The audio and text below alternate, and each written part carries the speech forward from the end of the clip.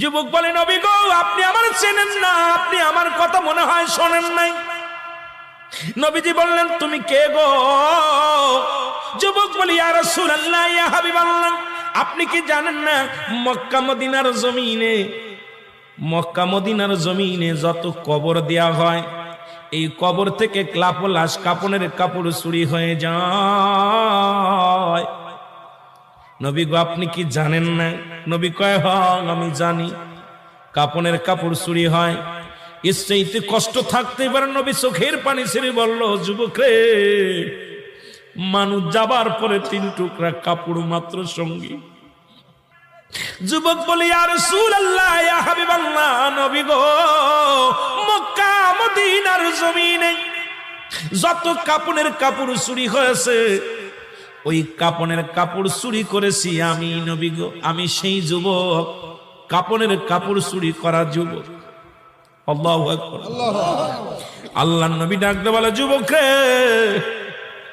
ও যুবক, শুনে নাও, তুমি কেমনে কাজটা করলা?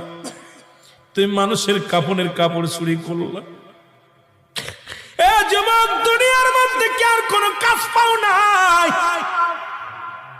যুবক বলে, ইয়া রাসূলুল্লাহ, ইয়া হাবিবাল্লাহ, নবী গো, ও মায়ার নবী, আমি ভুল করেছি, আমারে আপনি তওবা করে দিন, আল্লাহ যেন আমারে মাফ করে দেয়। যুবক বলেন, আল্লাহর নবী বলে, যুবক রে, তুমি তওবা করো, তওবা করলে আল্লাহ মাফ করে দিবে। যুবক বলে, নবী গো,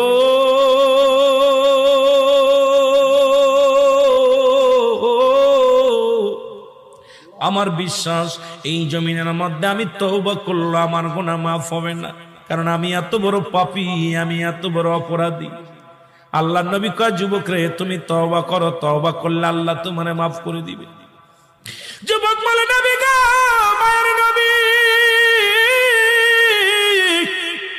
আমার মতো পাপীরে আমার আল্লাহ ক্ষমা করবে না। আল্লাহর নবী বলে, যুবক রে, তুমি তওবা করো, তোমারে মাফ করে দিবে আমার আল্লাহ। যুবক বলে, নবী গো, আমি শুধু কাপনের কাপড় চুরি করি নাই।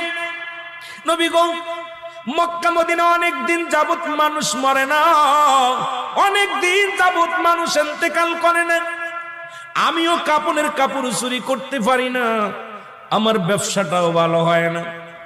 হঠাৎ শুনতে পারলাম পার্শ্ববর্তী এলাকার মধ্যে একটা মহিলা মারা গেছে, সুন্দরী এক যুবতী মারা গেছে। আমি দৌড়াইয়া গেলাম, নিজে তার জানাজায় শরীক হলাম, দাফনে শরীক হলাম। সারাদিন অপেক্ষা আছি কখন রাত নেমে আসবে, কাপনের